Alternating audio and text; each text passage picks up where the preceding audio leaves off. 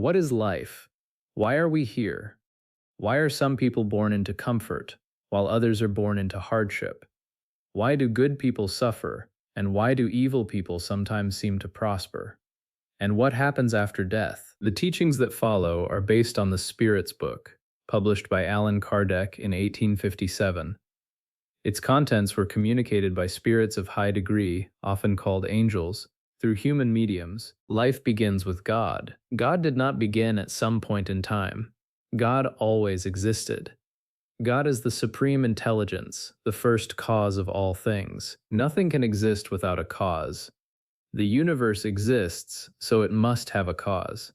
That cause cannot be matter, because matter itself is created, limited, and changing. It cannot be chance, because chance cannot explain order, harmony, law, and intelligence. So behind everything is God, eternal, unchanging, immaterial, one, all-powerful, perfectly just, and perfectly good. God is not the universe itself. God is not the sum of all beings. God is the creator, and the universe is creation. And creation is not static. It is not a finished machine abandoned by its maker. It is alive with movement, development, renewal, and purpose. Worlds are formed, worlds develop, worlds disappear, and their elements return to the great order of the universe. Universal space is infinite. What seems empty is not truly empty. It is filled with kinds of substance too subtle for our senses. The universe is made of two great principles, matter and spirit. Matter is the material element, spirit is the intelligent element. Above both is God. Between gross matter and spirit there is also a subtle intermediary, often called the universal fluid, a fine substance that acts as a bridge between spirit and matter. This fluid helps explain how spirit can act on matter, and how the visible and invisible worlds remain connected. God created spirits. Spirits are not pieces of God. They are not self-created. They are created beings, individual and enduring. They had a beginning, although we do not know when or how their creation took place. But once created, they do not cease to exist.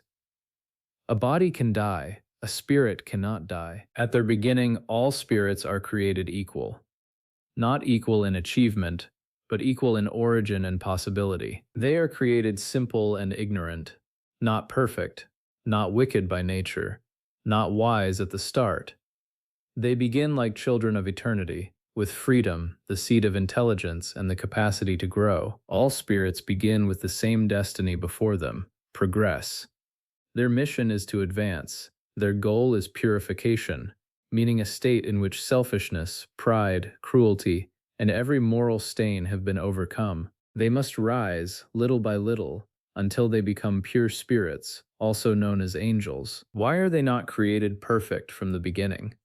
Because perfection without struggle would have no merit. A spirit must learn, a spirit must choose, a spirit must be tested. Only then can goodness become truly its own. God does not create some spirits good and others evil.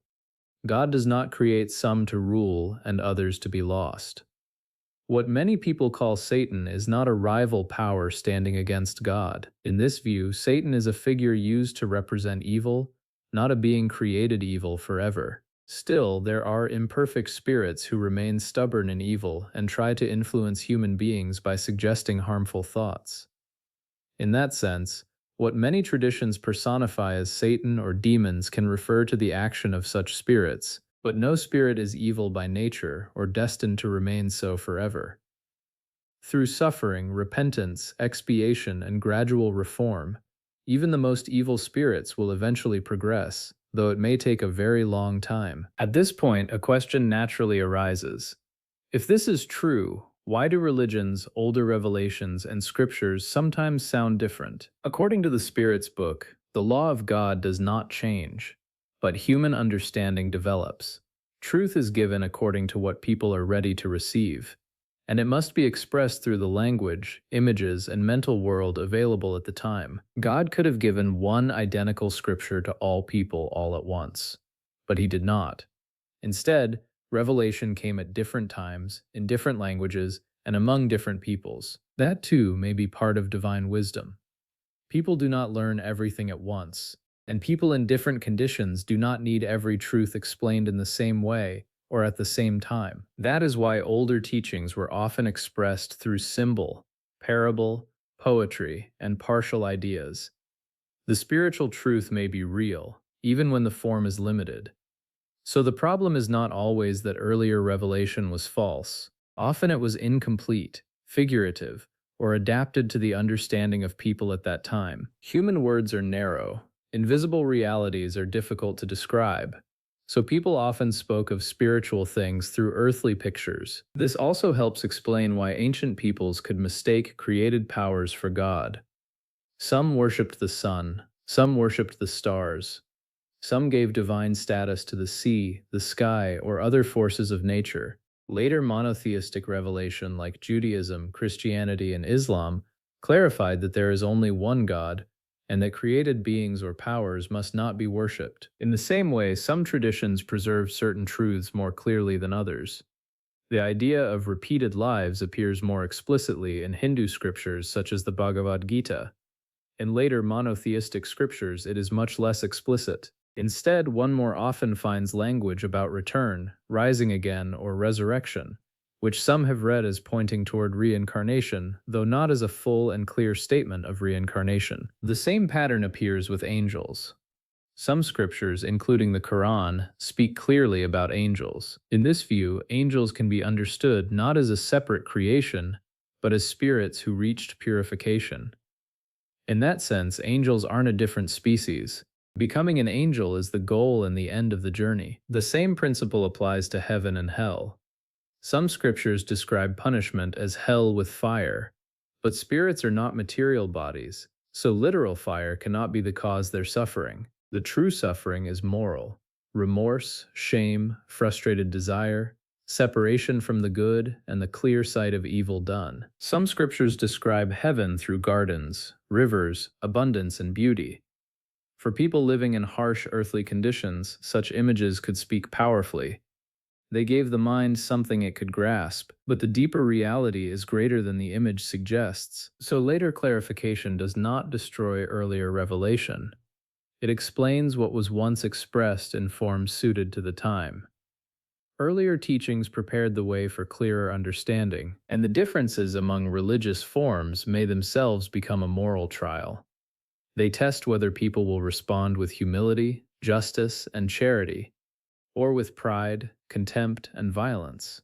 If morality and righteousness are the heart of revelation, then how people treat those who received a different form may reveal how much of that revelation they truly understood. So the history of a spirit is the history of gradual progress, not instant enlightenment, not one single earthly life, but a long education across many conditions, many worlds, and many incarnations. Before incarnation, the spirit exists in the spirit world. This is the primary world. It existed before the visible world, remains after it, and surrounds it constantly. Spirits fill space. They are not confined to one point as human bodies are. They are described as moving with the speed of thought. In that sense, thought carries them where they direct themselves. Matter does not block them in the way it blocks bodily beings. They do not speak by mouths or hear by ears in the earthly way. They communicate through thought. And as spirits become more purified, their influence can reach farther and act more freely. Every spirit is clothed in a subtle envelope called the perispirit, a fluid-like spiritual body that surrounds the spirit. This is not a tangible body, but it is still a real form. It allows the spirit to act, to appear, and to remain distinct. Through the perispirit, the spirit preserves individuality and can sometimes become perceptible. Spirits do not have gender in themselves. They are not male or female in the earthly sense. Gender belongs to the physical body, not to the spirit. Love, sympathy, and affection remain in spirit life, but they do not come from physical intimacy. They come from harmony of character, memory, and moral affinity. Because spirits are genderless in themselves, the same spirit can live one life in a male body and another in a female body. Why? Because each form of life offers different duties, relationships, trials, and lessons. So gender is part of embodied education, not part of the eternal essence of the soul. A spirit progresses through incarnation. Incarnation means taking on a material body suited to a world. On Earth, this means a human body. On other worlds, it may mean a body very different from ours. Earth is not the only inhabited world. It is not the highest world. It is one world among many. Different worlds have different physical conditions, and spirits incarnate in bodies suited to those worlds. As spirits advance, they can move from more material worlds to more refined ones. On higher worlds, bodies are less dense, needs are less harsh, selfishness is weaker, and the beings there understand spiritual life more clearly. So the journey of a spirit is not limited to Earth.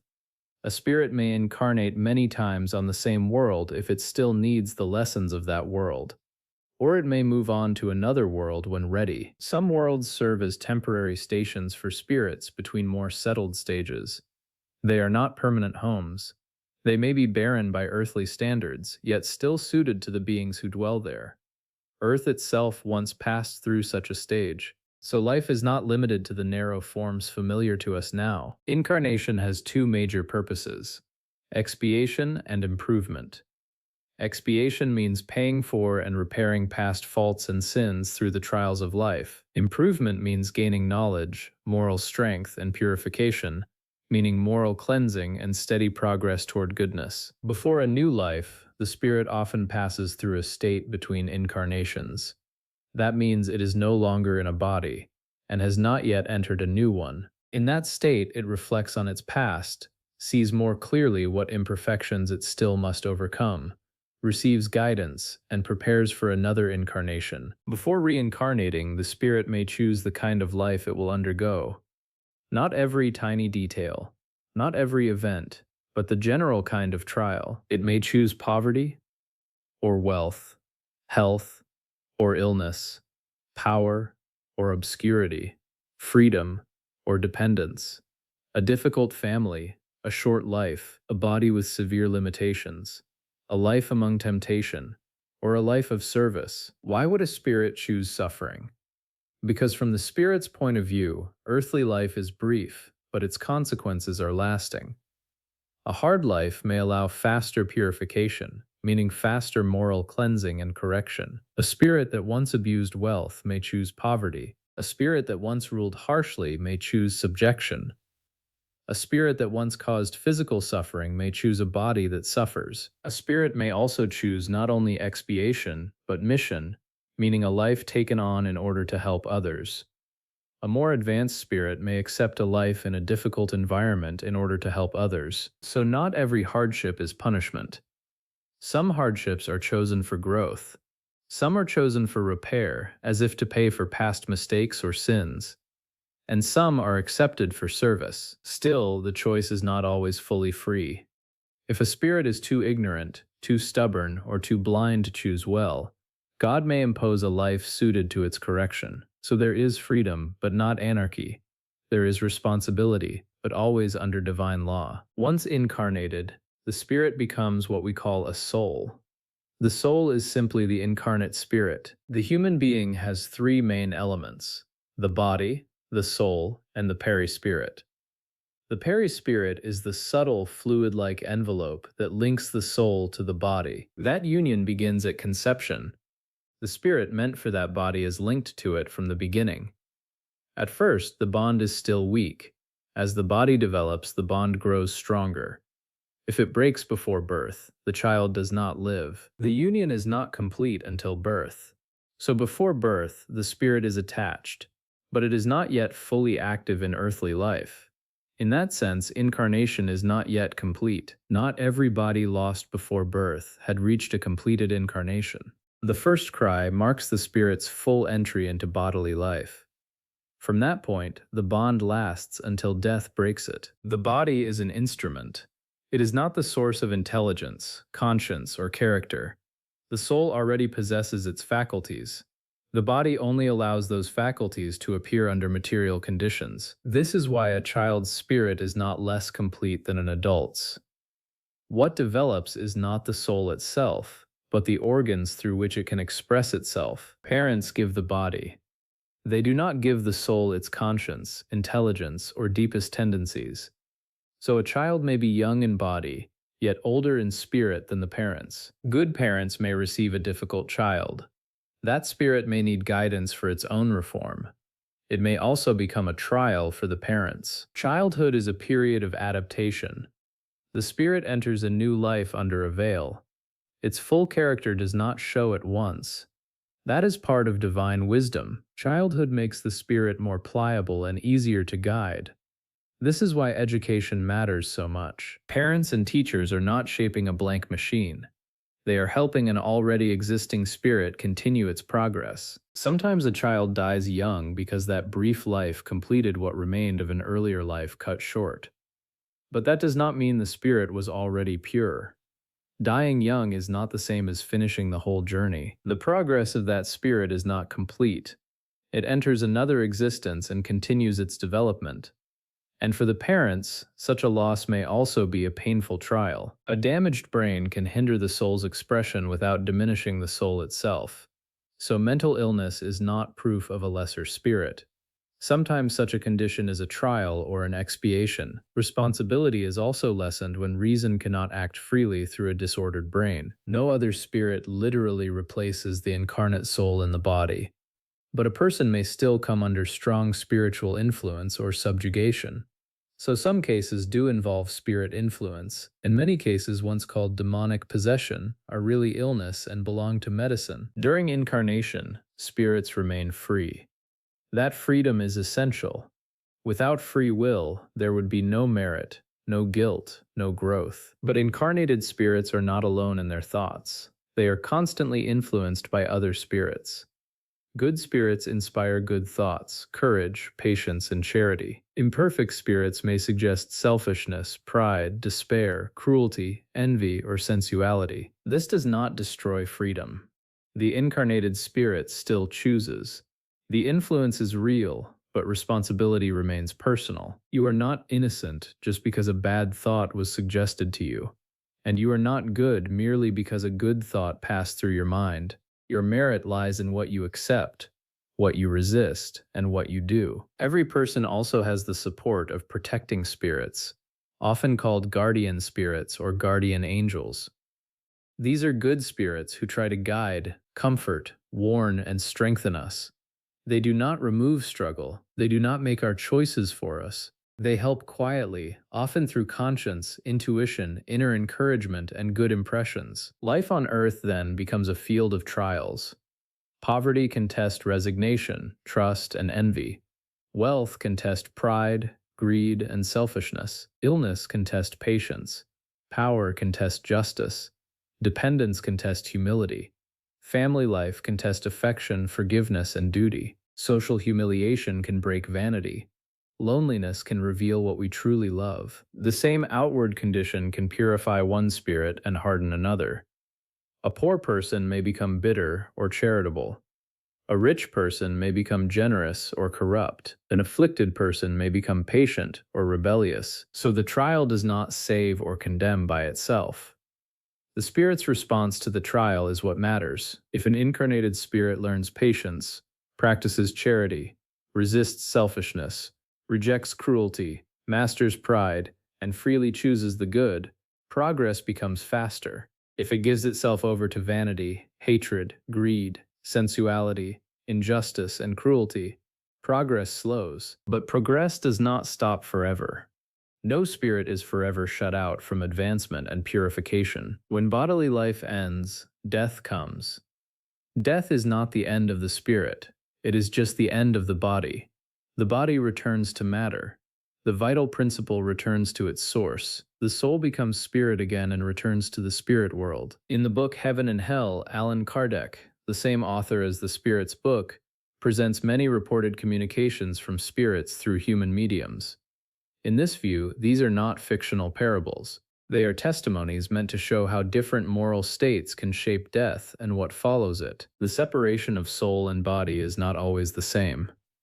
For some, especially those less attached to bodily life and earthly things such as possessions, status, pleasure, power, and the habits of the body, death is gentle, the ties loosen gradually, like a peaceful awakening. For a good spirit, the first experience after death may be relief, clarity, reunion, and joy.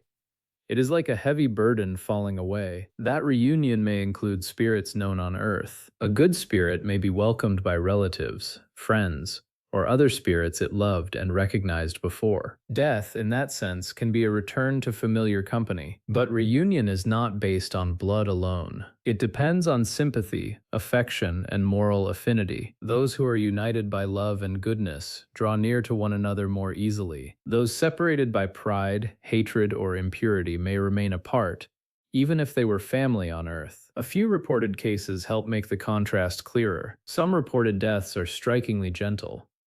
Maurice Gontran died at 18 of tuberculosis, just after years of study. He said the illness hurt, but the dying itself was peaceful. The pain faded, he fell asleep, and he woke in the spirit world. He also said his studies were not wasted. The knowledge had strengthened his soul, had not been lost, and would be used more fully in a future life. Clara Riviere had been paralyzed from age 4 and had lived through years of convulsions and pain. She said that suffering was expiation for faults from a former life, that her guardian angel sustained her, and that she knew in advance when death was near. But for those strongly attached to bodily life and earthly things, such as wealth, status, pleasure, possessions, power, or the habits of the body, death can be troubled. The spirit may remain confused. It may not know at once that it is dead. It may see its own body, hear people mourning, and still try to speak, while no one around can hear it. The Queen of Oud remains so attached to pride and status that even after death she still imagined herself a queen, adorned with jewels and royal ornaments. Violent death can intensify this confusion. Suicide can intensify it even more. The more impure, selfish, or guilty the spirit, the more painful this first stage may be. One suicide victim said he still felt himself in the coffin and even felt the worms eating the corpse to which he remained bound. François-Simon Louvet, who threw himself from a tower in despair, said he kept feeling the fall long after death, as if the plunge had never ended. For those who knowingly loved evil, one of the first feelings is shame, because truth can no longer be hidden. And in the spirit world, secrecy is greatly diminished. Thought is more exposed. Spirits see one another more directly. The guilty cannot hide behind titles, status, or appearances. A murderer may be confronted by those he murdered. A tyrant may stand before those he oppressed.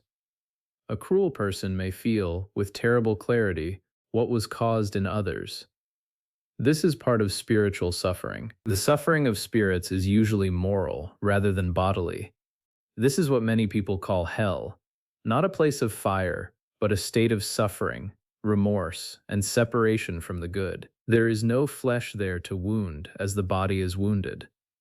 But there is remorse, shame, fear, longing, confusion, envy, isolation, frustrated desire, the memory of evil done, the pain of seeing good and not yet being able to share in that good. Spirits no longer live under bodily needs in the way incarnated beings do. They are not subject to hunger, organic pain, or material necessity in the same manner. They do not need bodily sleep. Yet lower and more troubled spirits can still suffer intensely through the perispirit and through their attachment to earthly life. The impressions may resemble bodily pain, even though the flesh itself is gone. Some accounts go further and describe suffering that reflects the fault itself. Some cases describe punishment that mirrors the fault.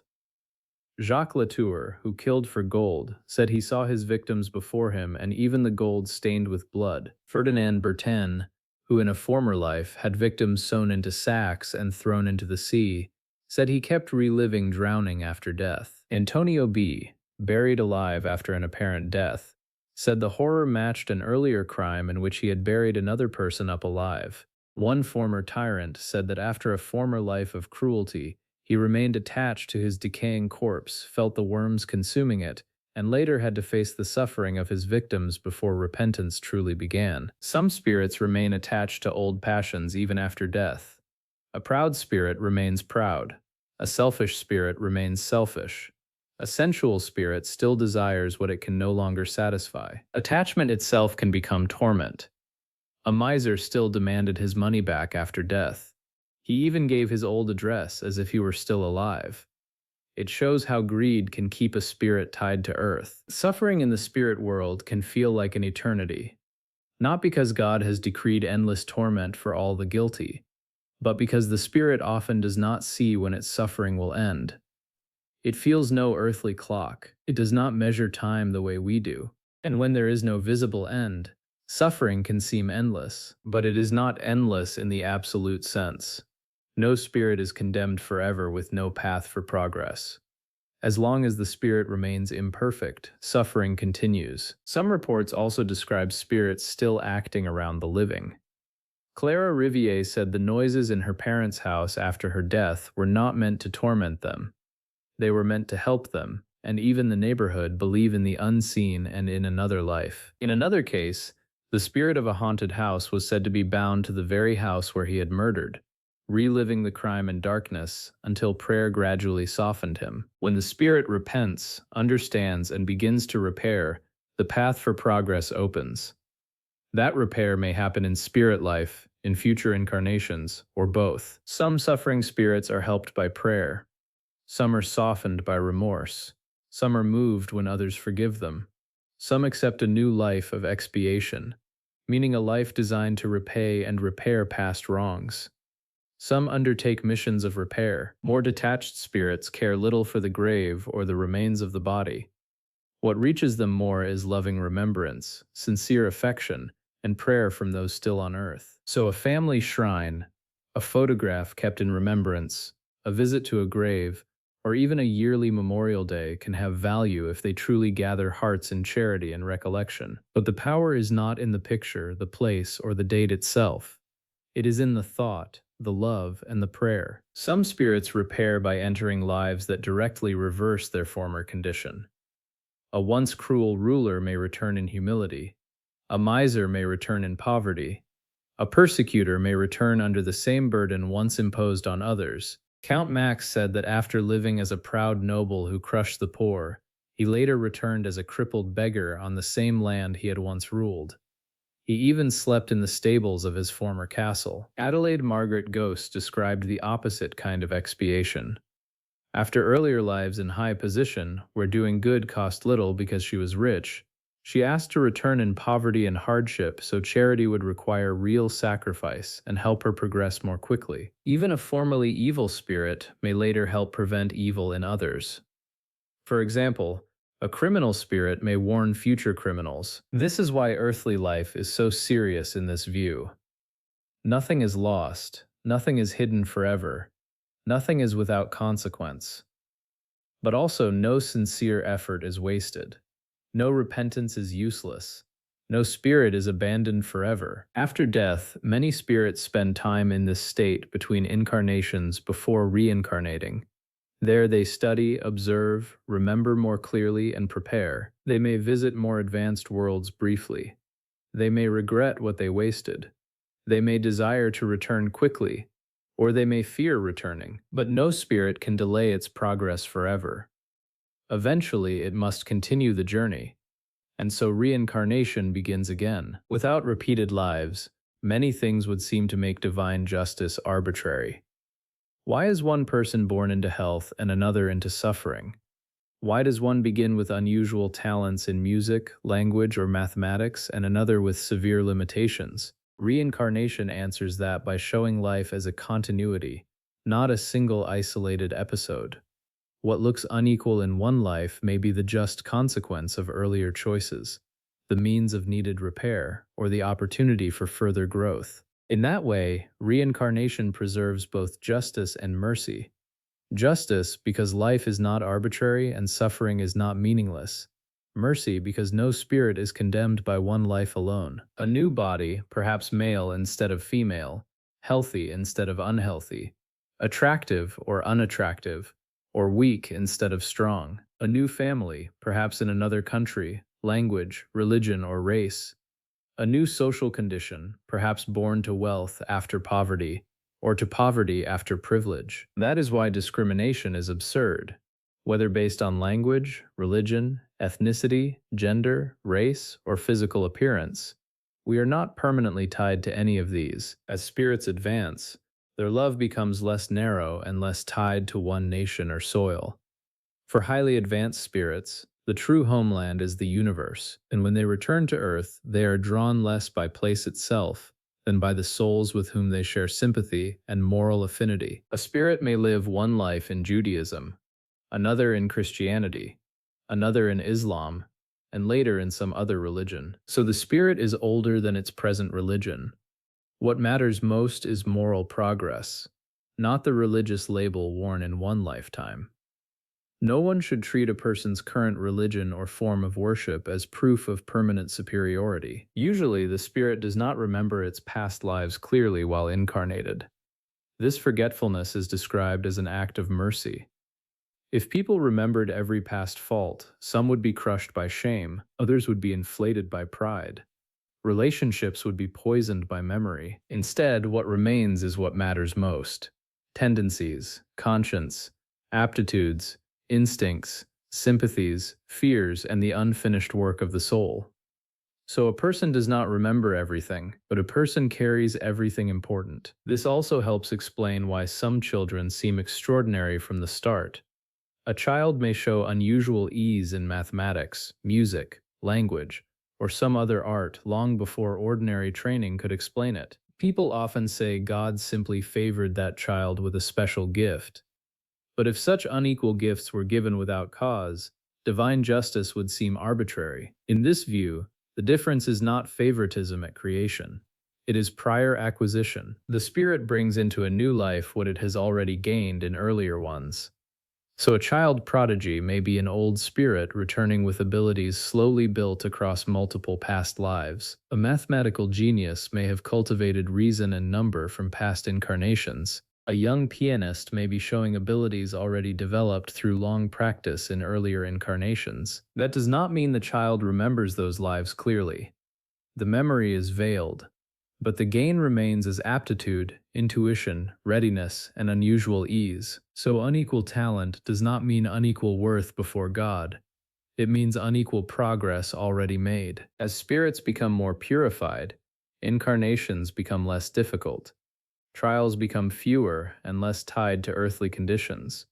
Eventually, a spirit no longer needs bodily life at all. When purification is complete, reincarnation ends.